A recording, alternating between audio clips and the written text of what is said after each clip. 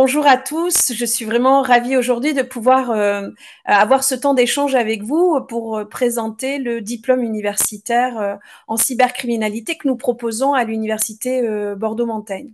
Je suis obligée d'en passer par là, je me présente, je m'appelle Marlène Dulaurent, je vais diriger ce diplôme avec un binôme scientifique à la gendarmerie qui s'appelle Jean-Christophe Fédard, qui n'est pas présent aujourd'hui mais qui m'accompagne et qui est un cyber-enquêteur et donc traite cet agir criminel dans l'environnement numérique au quotidien. Ça fait plusieurs années qu'on collabore ensemble sur un projet de recherche qui s'est vraiment orienté sur les violences en ligne. Et fort de ce constat, on a passé à peu près 6 années à rencontrer énormément de collègues, tous extrêmement compétents dans leur domaine de spécialité.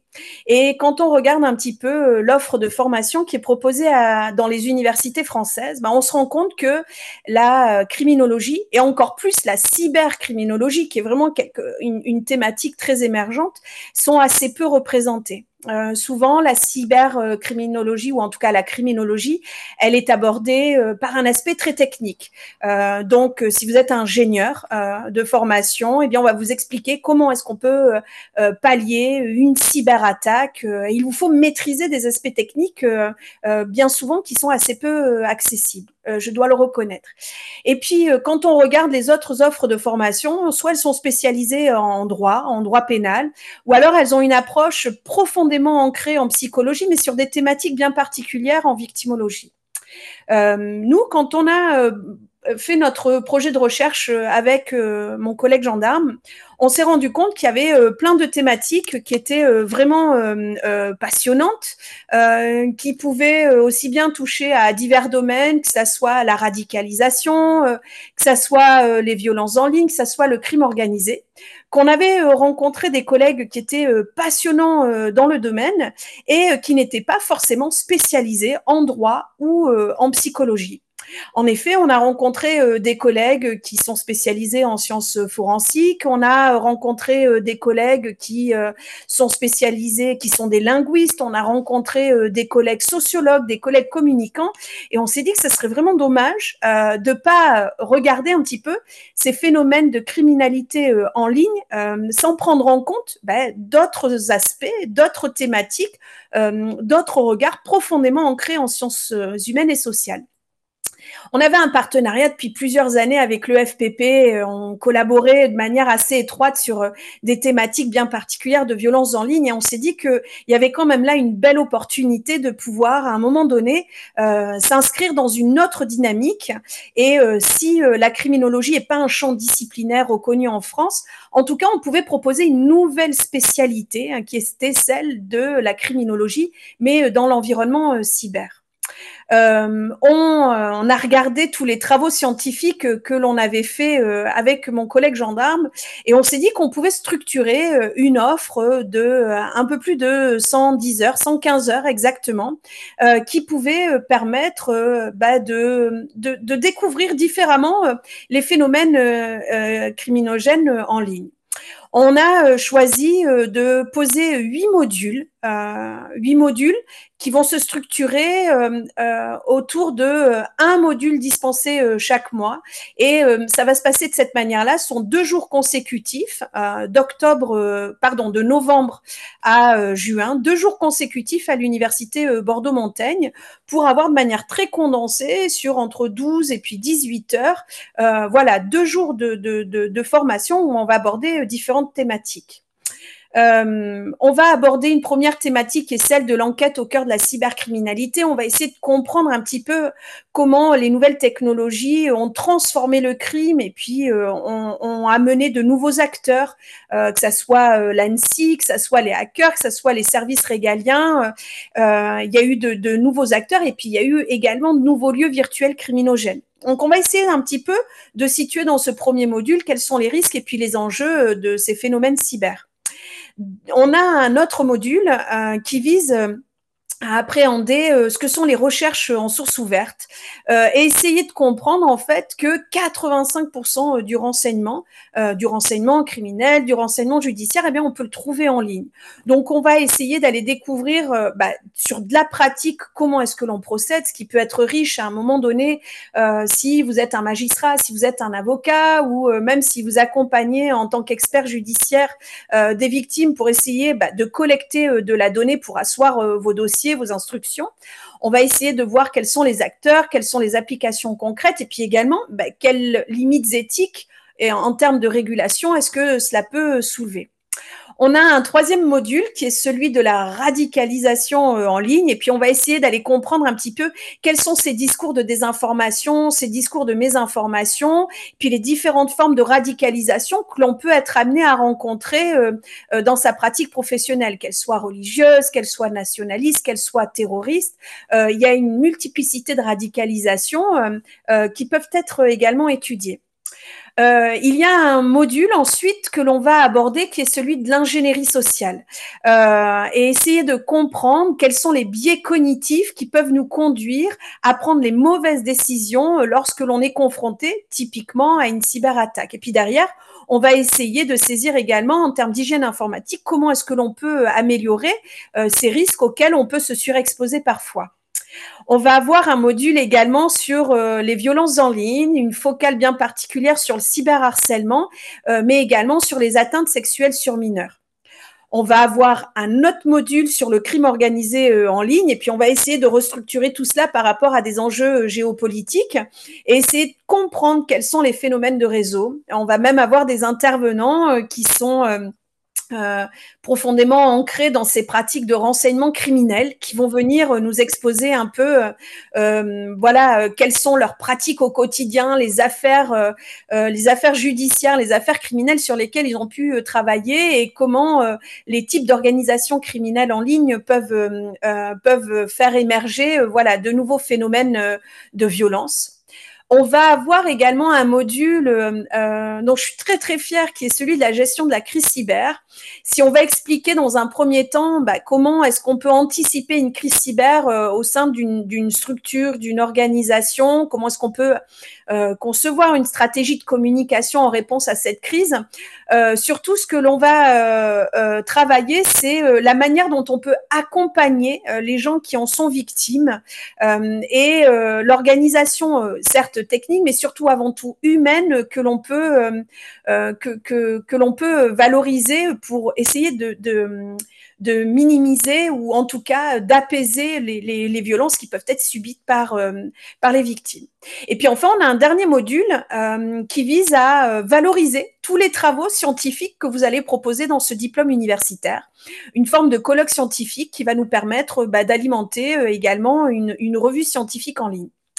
L'enjeu, c'est qu'il ouvre cette année. Nous, on a envie de ce partenariat privilégié avec l'EFPP.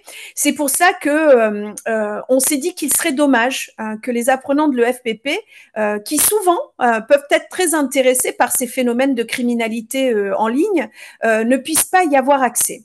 Alors, si nous, à l'université, on impose un niveau d'entrée qui va être celui de au moins 3 ans, de pouvoir justifier de au moins 3 années d'une expérience professionnelle en lien avec l'agir criminel. Qu'est-ce que ça peut être? 3 ans en lien avec l'agir criminel, ça peut être un magistrat, ça peut être un expert judiciaire, ça peut même être éventuellement un psychologue qui s'est spécialisé sur le cyberharcèlement. On peut très facilement justifier de cette expertise de 3 années. Mais si ce n'est pas le cas, il ne faut pas que cela vous freine dans votre démarche d'inscription. C'est pour cela que le FPP a proposé une forme de prépa, de remise à niveau qui va vous assurer au moins de comprendre de quoi il s'agit lorsque l'on parle de criminologie, puis charge à nous ensuite à l'université de faire cette passerelle et de vous conduire vers la cybercriminologie.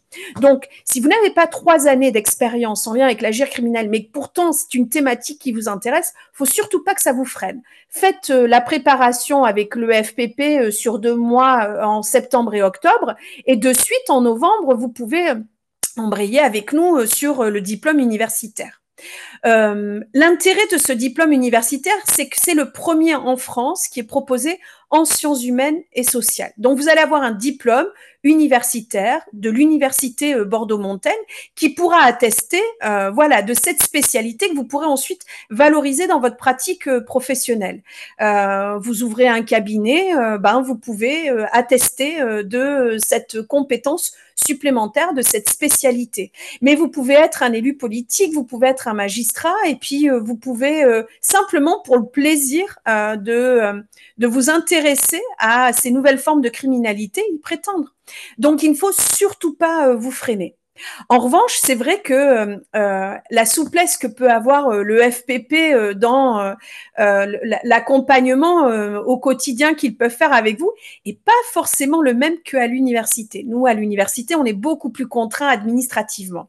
C'est pour ça qu'on a des périodes où vous allez pouvoir vous inscrire. Puis à un moment donné, une fois que le nombre de places maximum étant atteint, on ne pourra plus s'inscrire.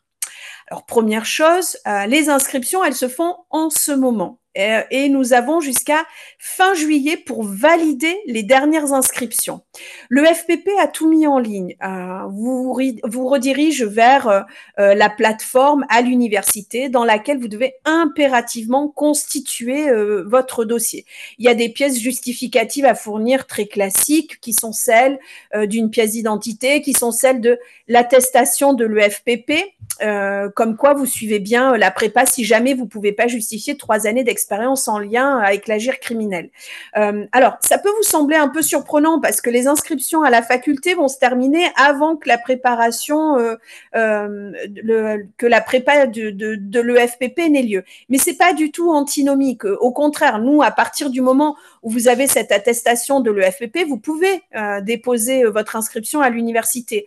On travaille de manière très étroite avec l'EFPP, nous avons des échanges réguliers, donc on suit l'avancée de vos dossiers. Donc, inscrivez-vous à l'université. En revanche, à partir du moment où vous vous inscrivez à l'université, il est vrai, il faut le noter, c'est engageant. Nous n'avons que 25 places. C'est extrêmement limité, c'est la première session. Donc, 5 places sont réservées aux forces de l'ordre. Nous aurons la chance d'être accompagnés par 3 gendarmes et 2 policiers pour structurer également leur pratique professionnelle. Donc, en fait, ça ne laisse que 20 places aux autres apprenants qui souhaitent s'inscrire dans ce diplôme universitaire. Ce qui fait que votre dossier, dès lors qu'il est complet, qu'il est solide et que vous vous inscrivez, nous, on vous réserve la place. Donc, j'aurais tendance à dire pour cette session, n'hésitez pas trop si vous êtes intéressé par ce DU parce qu'on a déjà des premières candidatures qui ont été déposées et finalement, les premiers dossiers complets qui correspondent, nous, à notre niveau d'exigence, seront retenus. Et les autres seront en liste complémentaire. Donc, si jamais vous êtes intéressé par ce DU, surtout inscrivez-vous dès maintenant, mais inscrivez-vous à la prépa si jamais vous ne pouvez pas justifier de ce niveau d'expérience professionnelle, mais surtout, n'hésitez pas. Parmi les intervenants, je voulais apporter une dernière précision, c'est que nous n'avons pas que des enseignants de l'université Bordeaux-Montaigne.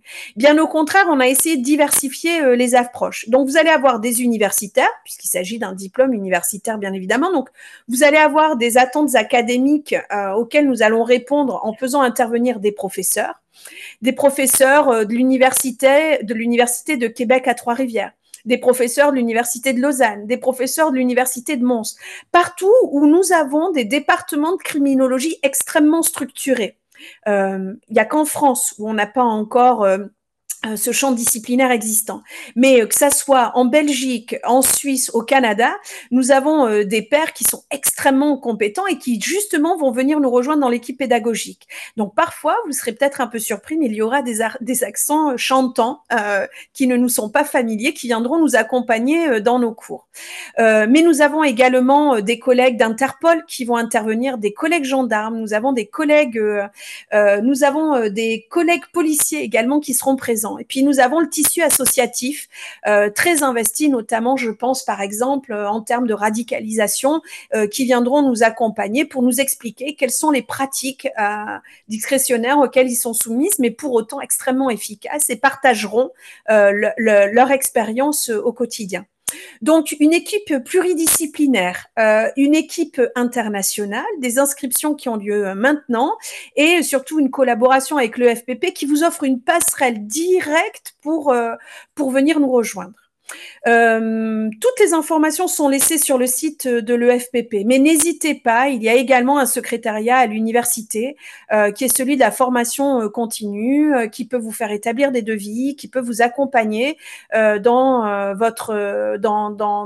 les devis auxquels, du moins les devis que vous pouvez requérir. En tout cas, n'hésitez pas, surtout rejoignez-nous. Je crois que c'est une belle aventure avant tout humaine qui s'annonce. On l'a toujours amorcée de cette manière-là et ce sera toujours l'angle que l'on privilégiera. Donc, défis et enjeux humains, je crois que ça nous ressemble bien et nous serions ravis de pouvoir avoir dans cette première session plein d'apprenants qui viennent de l'EFPP parce qu'on sait la qualité avec laquelle vous êtes accompagnés et ça nous facilitera grandement le travail pour cette première année d'ouverture du DU. N'hésitez pas à vous rapprocher, que ce soit de l'EFPP, quand bien même de moi, je serai ravie de répondre à vos questions. Et puis surtout, au plaisir de nous retrouver dès le mois de novembre à l'université. Bonne journée, au revoir.